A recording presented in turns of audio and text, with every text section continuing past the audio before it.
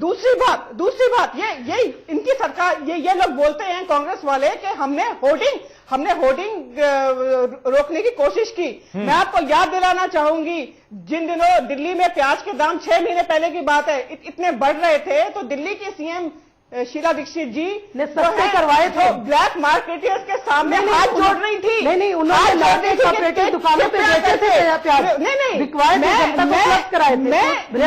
और जब आपकी सरकार गिराई थी प्याज के मुद्दे, मैं उस सरकार की बात कर रही हूं जो ब्लैक मार्केटर्स के सामने हाथ जोड़ती है कि कृपया करके आप होर्डिंग मत कीजिए, आप उसको जमाखोरी मत कीजिए।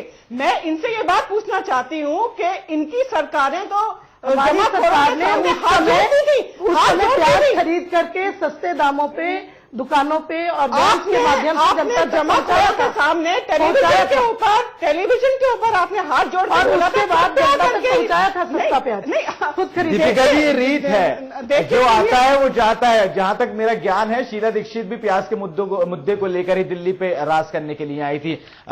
मैं जानना चाहूंगा, हमारे वरिष्ठ सहयोगी सुदेश वर्मा साहब बैठे हैं। सुदेश साहब, क्या वाकई महंगाई इतना बड़ा बम है कि वो किसी की भी सत्ता गिरा सकती है और जो है ला सकती है, और आगे महंगाई को लेकर प्लानिंग किस तरह की रहनी चाहिए? देखिए, एक तो मुझे लगता है कि कांग्रेस को थोड़ा सा इंतजार करना चाहिए, क्योंकि जनता जब किसी को इतना बड़ा बहुमत देती है तो जनता के पास पेशेंस है, वो उसको देखना चाहेगी। सुदेश जी, सिर्फ कांग्रेस का सवाल नहीं है, कांग्रेस जनता की बात कर रहे हैं, हम कांग्रेस की बात नहीं कर रहे हैं, हम आवाम की बात कर रहे हैं। सारे लोग, अगर आप किसी को सरकार, गरीब लोगों की बात कर रहे हैं, आप समय दीजिएगा उनको और उनको थोड़ा वक्त मिलना चाहिए, और उसके बाद आप अटैक करें तो अटैक की क्रेडिबिलिटी ज्यादा होगी। मुझे तो लग रहा है कि दीपिका जी क्यों ये बात नहीं बोल रही कि कांग्रेस ने अपना पल्ला झाड़ लिया था यूपीए सरकार ने, ये बोल के कि ऑयल कंपनीज की ऑटोनॉमी है, तो ऑयल कंपनीज जब प्राइस बढ़ाती थी तो आप यूपीए को ब्लेम नहीं कर सकते थे डीजल प्राइसिंग पर, तो उसी तरह आप आज इस सरकार को कैसे ब्लेम कर सकते हैं? ये एक इशू है, क्योंकि ऐसा नहीं हो सकता कि आपने ही एक प्रिंसिपल बनाया और जब जरूरत पड़ी तो ठीक है महंगाई हो रही है और नहीं होनी चाहिए महंगाई, इसमें मैं आपके साथ हूं, लेकिन डीजल प्राइसिंग जो है इसमें मैं आपके साथ नहीं हूं, क्योंकि डीजल प्राइस हाईली सब्सिडाइज्ड है।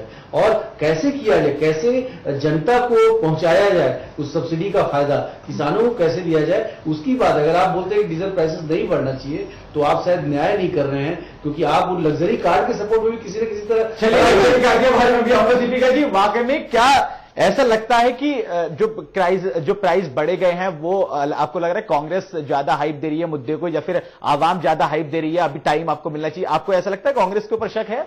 देखिए, दो ही लोग हाइप दे रहे हैं।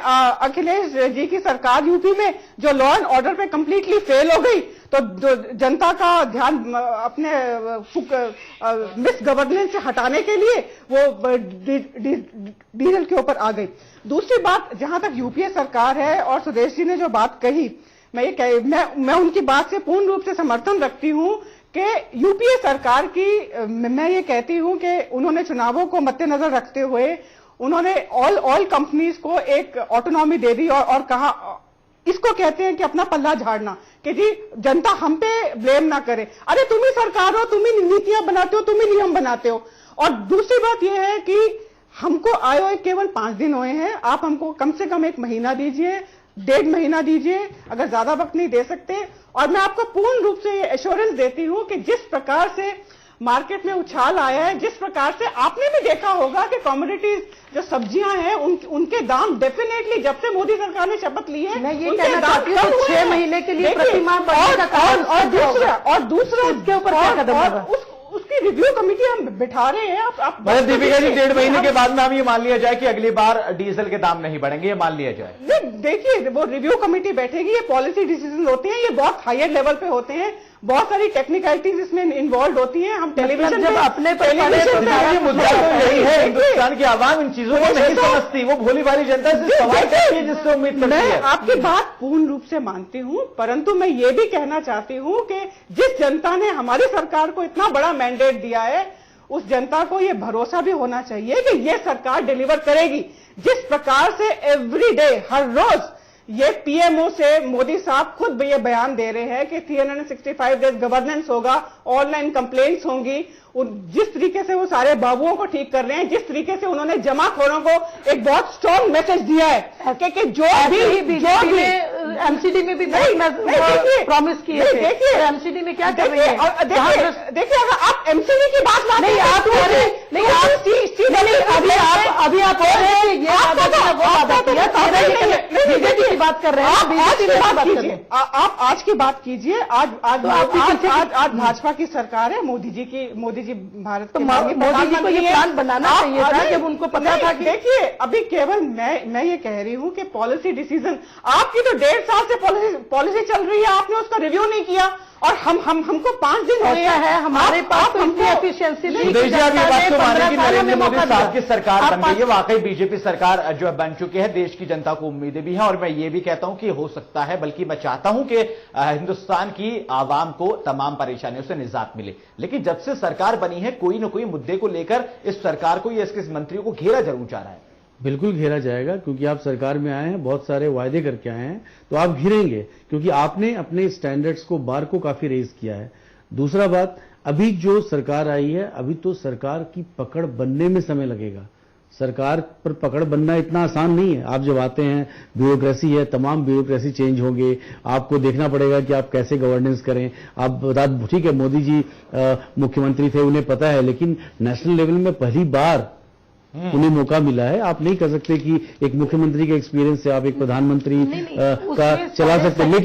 लेकिन मेरा मानना है कि जनता इतनी ज्यादा व्याकुल नहीं होगी जितनी व्याकुलता हम लोग दिखा रहे हैं। जनता एक मौका इनको दी है तो जनता वेट करेगी कि ये करें, और कुछ अच्छे कदम हुए हैं, जैसे ईजोइंग की आपने बात की थी, ग्रुप ऑफ मिनिस्टर्स की बात की थी, ये अच्छे कदम हैं और इनका वेलकम करना चाहिए। मुझे लगता है जिस तरह से चीजें चल रही हैं और कॉम्प्रिहेंसिव डिसीजंस जब आप लेंगे, क्योंकि मैं इस फेवर में नहीं हूं कि ऑयल कंपनीज अगर घाटे में जा रही है सुदेश जी, ये मैं नहीं कह रहा, ये कांग्रेस पार्टी कह रही है कि वो लगातार झूठ बोल के, मैं ये बोल रहा हूं, मेरी आप बात सुन लीजिए। दिग्विजय सिंह ने और एक और नेता ने कहा कि लगातार झूठ बोलकर सत्ता पर काबिज होना चाहती है। नाम लिया स्मृति ईरानी का कि उनकी जिसको शिक्षा का खुद पता ना हो वो शिक्षा मंत्री, ये इल्जाम ये दूसरे इश्यूज है। देखिए महंगाई इश्यूज दूसरे हैं, लेकिन सिर्फ बात यहां पर महंगाई की मैं महंगाई की बात करूं, जो आपने महंगाई की बात की, देखिए 50 पैसा डीजल बढ़ना, ये एक पॉलिसी डिसीजन गवर्नमेंट ने लिया था और सरकार के पॉलिसी को आप चेंज करेंगे तो क्यों करेंगे, आपको दिखाना पड़ेगा। क्या, जैसा मैं बार बार बोल रहा हूं, ये बहुत ही इंपॉर्टेंट इश्यू है कि क्या जो बड़े बड़े लग्जरी कार चल रहे हैं डीजल के, उनके लिए हम सब्सिडी दे रहे हैं? क्या हम किसानों को डायरेक्ट सब्सिडी नहीं दें जो डीजल पंप यूज करते हैं? किसानों को डायरेक्ट सब्सिडी क्यों नहीं बढ़ा दें उनके फर्टिलाइजर में, उनके सीड में? ये सब पॉलिसीज आपको लेना पड़ेगा जिससे महंगाई कंट्रोल कर सकते हैं। जब तक जो है देश के अंदर डीजल पर सब्सिडी खत्म नहीं होगी तब तक ये बढ़ोतरी होती रहेगी, ऐसा यूपीए ने मिलकर तय किया था तेल कंपनियों से। क्या ये आगे भी प्रोसेस ऐसा ही रहेगा? मुझे लगता है सब्सिडी कब खत्म होगी? मुझे लगता है कि जैसा मैं समझा हूं, ये पॉलिसी चेंज नहीं होगा जब तक कि सरकार कोई और टैक्सेस को कम करके इनके घाटे को पूरा करेगी। क्योंकि कोई भी कंपनीज, अगर आप बोलते हैं कोई पब्लिक सेक्टर अंडरटेकिंग को कि उनको फायदे में चलना है, नहीं तो वो नहीं चल सकते। गवर्नमेंट अगर मतलब कहीं ना कहीं जब तक ये पॉलिसी चेंज नहीं होगी, हिंदुस्तान की आवाम को कम से कम डीजल और पेट्रोल के रेट से, तो डीजल के खास तौर पर इस तरह झुलसना पड़ेगा। दीपिका जी, आखिरी 1 मिनट है मेरे पास, 30 सेकंड आपके पास में, आखिरी फाइनल कमेंट आपसे लेना चाहूंगा, उसके बाद में मैं आता हूं कांग्रेस की तरफ। देखिए, हमारी सरकार पूर्ण रूप से महंगाई को कम करने में समर्पित है और आप हमें थोड़ा सा वक्त दीजिए और आप देखेंगे कि बहुत ड्रास्टिक, बहुत मेजर चेंजेस आएंगे हमारी पॉलिसीज में। और जिस मैंडेट से जनता ने हमें केंद्र में लेके आई है और जो ऐतिहासिक जीत हमें दिलाई है, हम जनता को निराश नहीं करेंगे। और इसके बहुत पहलू हैं, महंगाई के बहुत पहलू हैं, एक प्रोग्राम में वो डिस्कस नहीं हो सकते। लेकिन मैं फिर भी आपको बताना चाहूंगी कि जो मेन मुद्दे हैं कि जमाखोरों के ऊपर बहुत सख्त कार्रवाई होगी, जो करप्ट लोग बीच में हैं, जो बिचौलिए बीच में, दलाल बीच में, उन पर सख्त कार्रवाई होगी।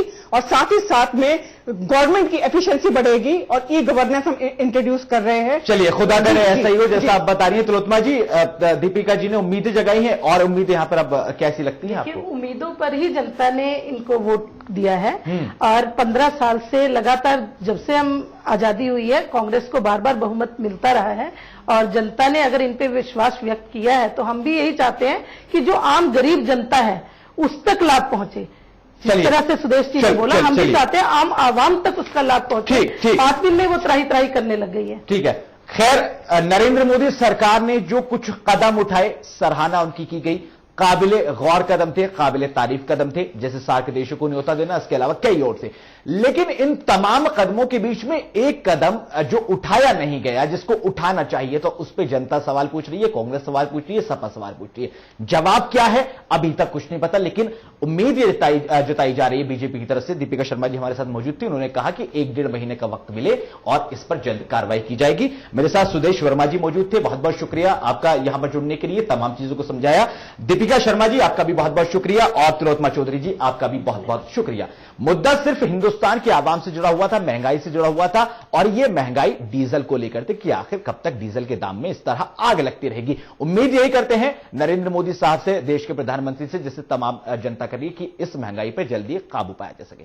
इस खास प्रोग्राम में मेरे साथ नहीं, देश और दुनिया की तमाम बाकी बड़ी खबरों के लिए आप लगातार जुड़े रहिए चैनल 1 के साथ। नमस्कार।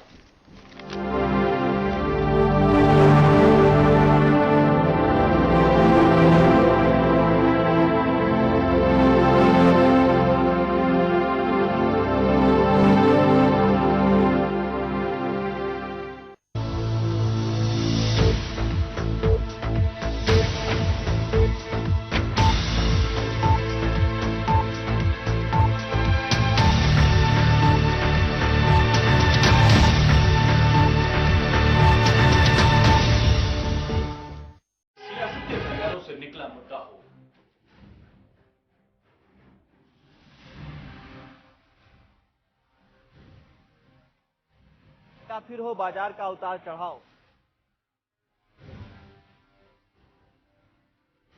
कानून व्यवस्था का सवाल हो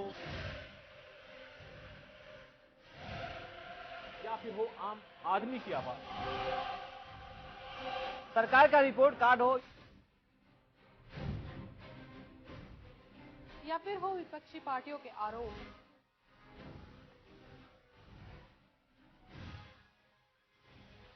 उत्तर प्रदेश की हर खबर पे रहेगी हमारी पैनी नजर।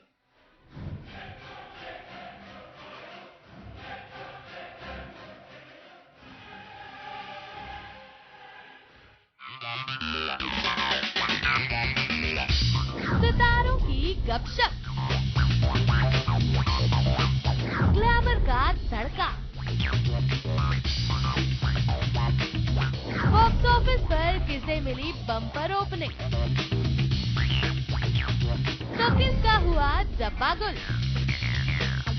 बी टाउन की दुनिया से एंटरटेनमेंट का फुल डोज देखिए रोजाना मूवी मिर्च मसाला, दोपहर 2:30 बजे सिर्फ चैनल 1 पर।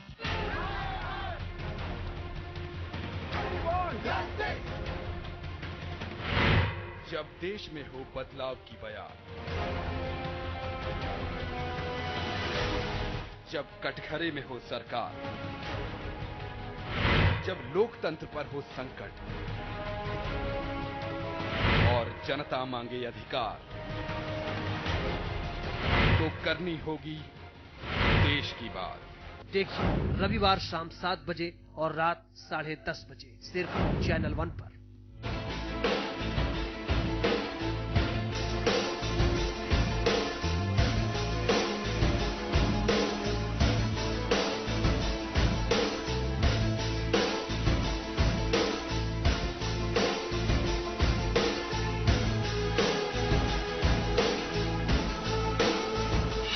देखिए खास बात ब्रजमोहन सिंह के साथ हर रविवार शाम 6 बजे सिर्फ चैनल 1 न्यूज पर।